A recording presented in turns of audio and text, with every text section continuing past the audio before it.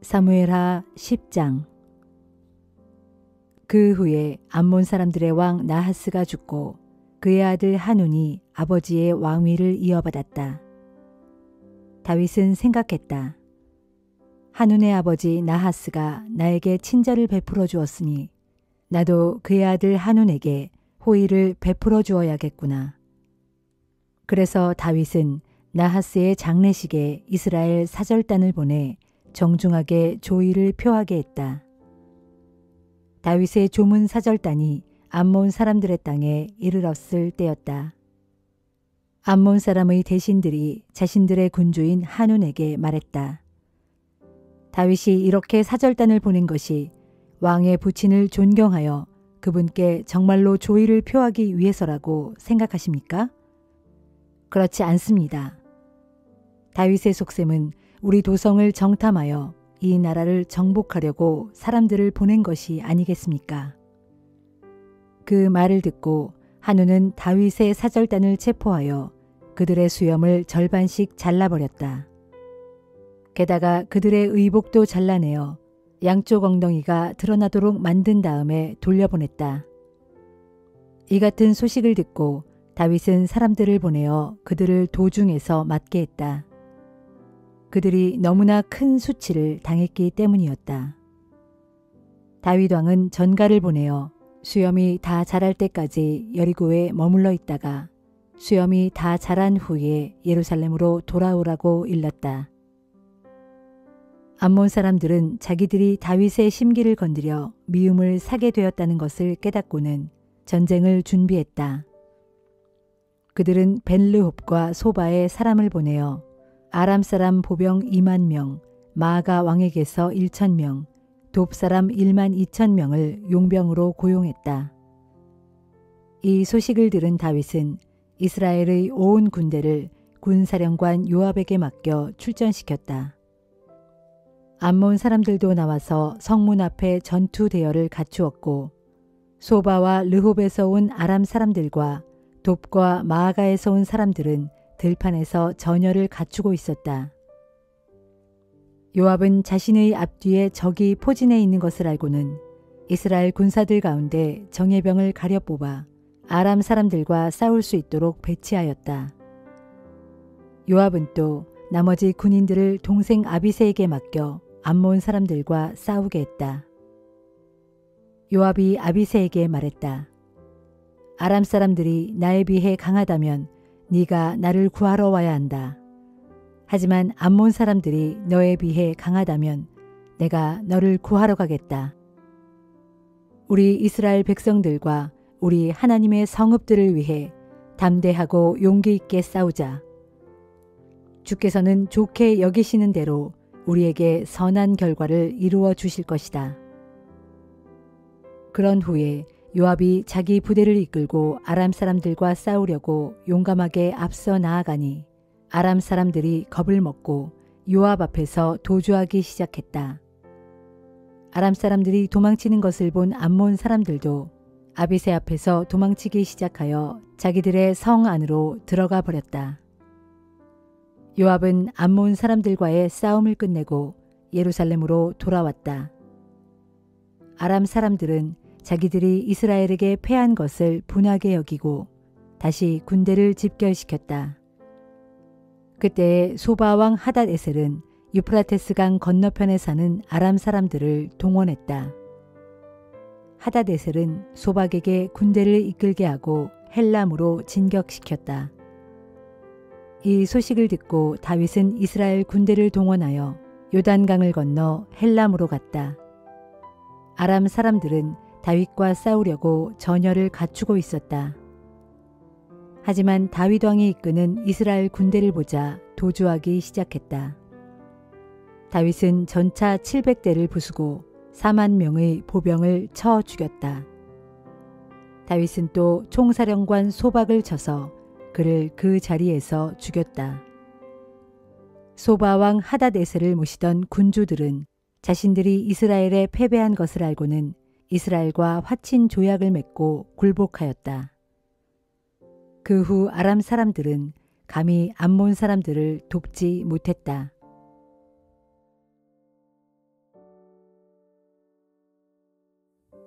고린도후서 3장. 지금 우리가 우리 자신을 치켜 올려 추천하는 말을 하고 있다고 생각하십니까? 우리는 여러분에게 보낼 추천장이 필요한 사람들도 아니고 또 여러분의 추천장을 필요로 하는 사람들도 아닙니다. 여러분이야말로 우리의 추천장이요, 우리의 편지입니다. 그 편지는 우리의 마음에 기록된 것으로 모든 사람들이 다 알고 있고 또 읽을 수 있는 편지입니다. 그렇습니다. 여러분은 분명 그리스도께서 보내신 편지이며 우리가 힘써 행한 사역의 열매입니다. 이 편지는 잉크로 쓴 것이 아니라 살아계신 하나님의 영, 곧 성령으로 쓴 것입니다. 또한 돌판 위에 쓴 것이 아니라 사람의 마음판 위에 쓴 것입니다. 우리는 그리스도를 통해 하나님 앞에서 확신을 갖고 이렇듯 담대하게 말할 수 있습니다.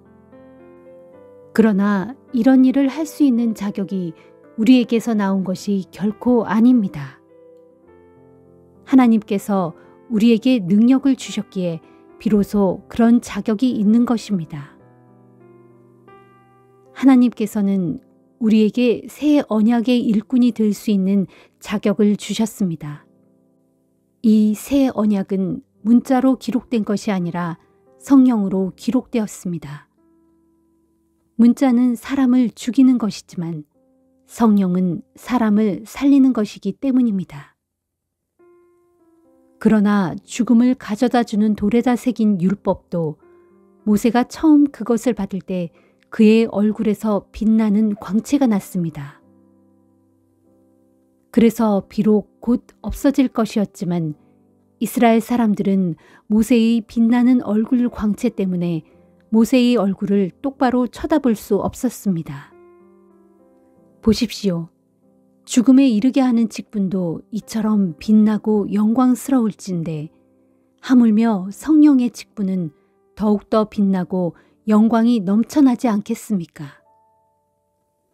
사람을 심판하는 직분도 이처럼 영광스럽다면 사람에게 의로움을 가져다주는 직분은 그 얼마나 더욱 영광스럽겠습니까? 참으로 지금의 이 크고 영광스러운 직분에 비하면 과거 한때에 영광스럽던 그 직분은 실로 아무것도 아닙니다. 잠시 있다가 없어질 것에도 그처럼 영광이 있었다면 영원히 계속될 것에는 그 얼마나 영광이 더욱 크겠습니까? 우리가 이런 소망을 품고 살기에 아주 담대할 수 있습니다. 모세는 자기 얼굴의 광채가 사라져가는 것을 이스라엘 백성이 보지 못하게 하려고 얼굴에 너울을 썼지만 우리는 그렇지 않습니다. 그런데 이스라엘 백성의 마음은 완고해져서 오늘날까지도 옛 언약을 읽을 때 너울을 쓰곤 합니다. 그 너울은 그리스도를 믿어야 제거되기에 아직까지도 그들에게서 제거되지 않고 있습니다. 그렇습니다. 오늘날까지도 모세의 글을 읽을 때 이스라엘 백성의 마음은 너울로 덮여져 있습니다. 그러나 누구든지 죽게 돌이키면 그 너울은 벗겨지게 됩니다. 주님은 영이시며 주님의 영이 계시는 곳에는 참된 자유가 있기 때문입니다. 오늘날 우리는 모두 너울을 벗어버리고 주님의 영광을 바라봅니다. 그렇게 바라보는 가운데 우리는 주님의 형상으로 변화되어 점점 더 큰 영광에 이르게 됩니다. 이것은 오직 영이신 주님께로부터 말미암는 일입니다.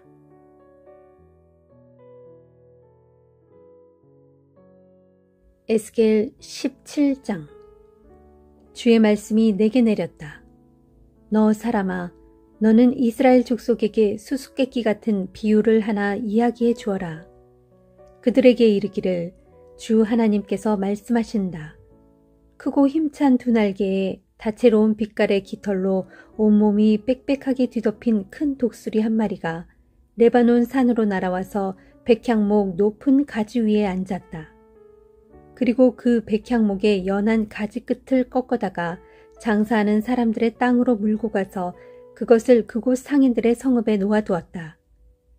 그런 다음 그 큰 독수리는 이스라엘 땅에서 난 씨앗을 취하여 그것을 비옥한 땅에 심었는데 마치 물가에 버드나무를 심듯 물이 풍족한 시냇가에 그 씨앗을 심었다. 그랬더니 그 씨앗이 자라서 나지막하게 옆으로 퍼져나가 마침내 굵은 가지도 있고 가는 가지도 있는 무성한 포도나무가 되었다. 그때 그 가지들은 그 큰 독수리를 향해 뻗어갔고 그 뿌리는 그 큰 독수리 아래에 있었다. 그런데 보라, 크고 힘찬 두 날개에 많은 깃털로 온몸이 뒤덮인 또 다른 큰 독수리 한 마리가 나타났다. 그러자 그 포도나무는 이 큰 독수리에게서 물을 공급받으려고 이 독수리를 향하여 가지들을 돌려 뻗고 뿌리도 그 독수리를 향하여 돌려 뻗었다. 본래 그 포도나무를 물이 넉넉한 시냇가의 기름진 땅에 심은 것은 그 포도나무로 가지를 풍성하게 내게 하고 또 열매를 많이 맺게 해서 아름답고 훌륭한 포도나무가 되게 하기 위함이었고, 그렇게 되기에 아무 부족함이 없는 좋은 환경이었건만 그 포도나무는 그런 모양이 되고 말았다 하여라. 너는 또 이스라엘 족속에게 이르기를 주 하나님께서 말씀하신다.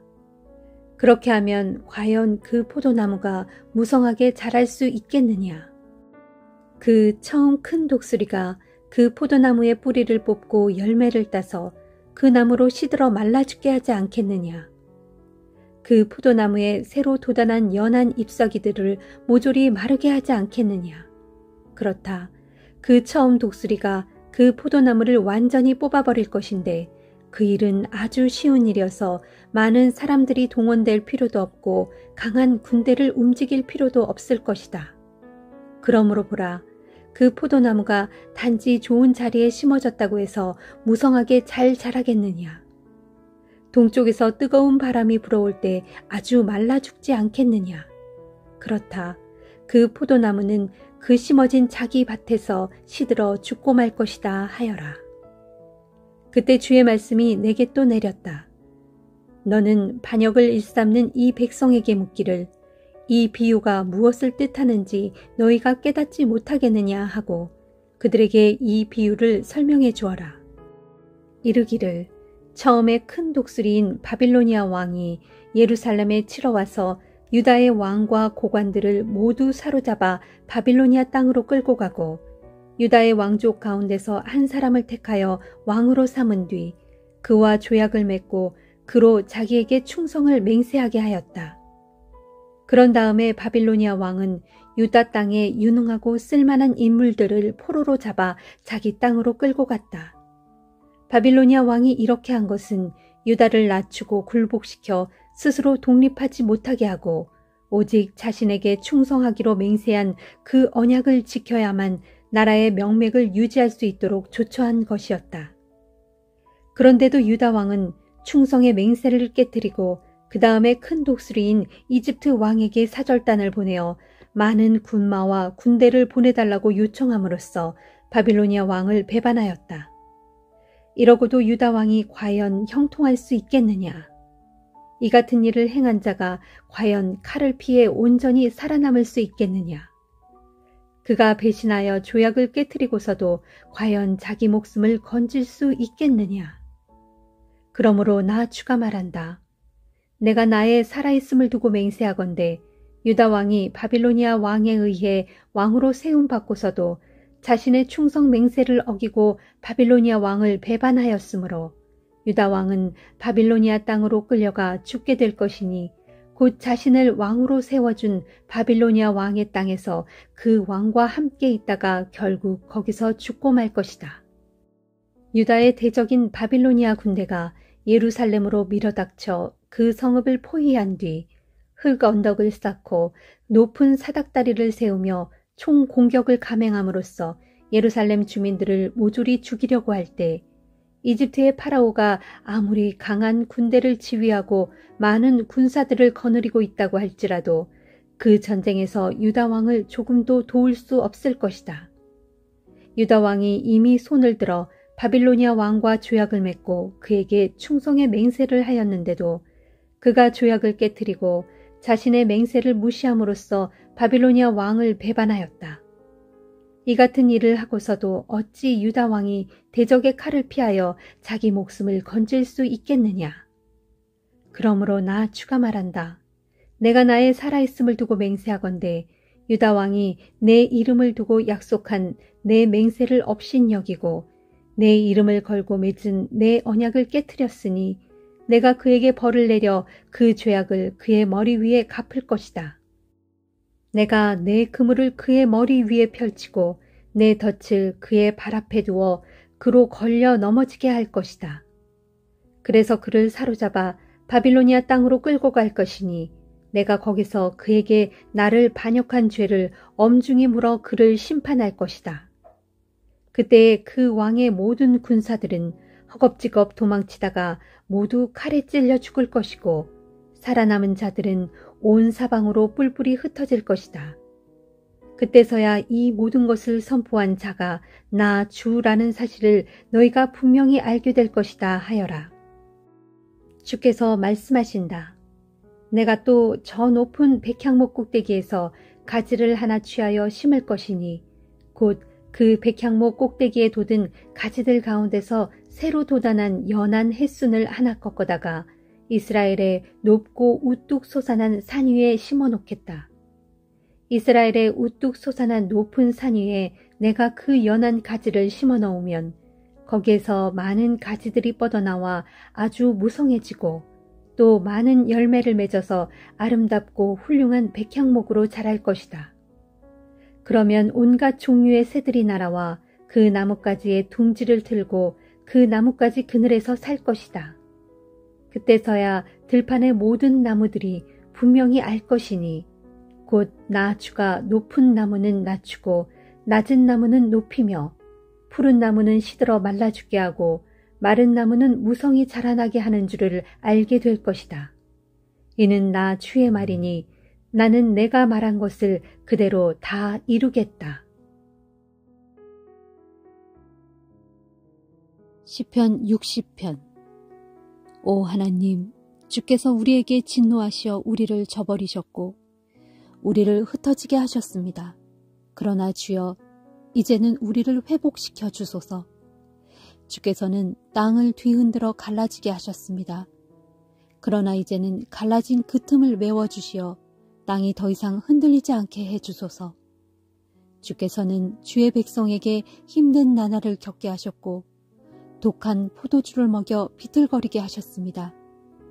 그러나 주께서는 주님을 경외하는 자들에게는 깃발을 주셔서 진리를 위해 그 깃발을 높이 달게 하셨습니다. 이제 주께서는 권능의 오른손을 내미시어 우리를 건지소서. 우리를 도와주셔서 주의 사랑하는 자들을 공경에서 구해주소서. 하나님, 주께서는 주의 성소에서 말씀하시기를 내가 승리를 거두어 큰 기쁨으로 세겜을 나누고 숫꽃 골짜기를 측량하여 내 백성에게 주리라. 길르앗이 나의 것이요 므낫세도 나의 것이며 에브라임은 나의 투구이고 유다는 나의 홀이다. 그러나 내가 모압은 나의 세숫대야로 삼고 에돔에게는 내 신발을 벗어던져 나의 종으로 삼을 것이며 또한 블레셋을 쳐부수어 승리의 노래를 부르리라 하셨습니다. 주여, 누가 이 몸을 든든한 요새로 데려가겠으며 누가 이 몸을 에돔까지 인도해 가겠습니까? 오 하나님, 주께서는 정말로 우리를 버리신 것입니까? 더 이상 우리 군대와 함께 전쟁터로 나아가지 않을 작정이십니까? 주여, 이제는 우리를 도우셔서 저 원수들을 쳐부수어 주소서. 사람의 도움은 아무 소용이 없습니다. 하나님께서 함께 해주신다면 우리는 반드시 승리를 거둘 것입니다. 정녕 우리의 원수들을 짓밟으실 분은 하나님뿐입니다. 시편 61편. 오 하나님, 주를 향해 애타게 부르짖는 이 소리를 들어주소서. 나의 기도에 귀를 기울여 주소서. 내가 낙심하여 약해질 때 땅끝에서부터 주께 부르짖나이다. 저 높은 견고한 바위 위로 이 몸을 이끌어 주소서. 진실로 주님은 나의 피난처시요, 내 모든 원수들로부터 나를 안전하게 지켜주시는 견고한 망대이십니다. 내가 주님의 장막에서 영원토록 살기를 갈망하여 주님의 날개 아래로 숨으렵니다.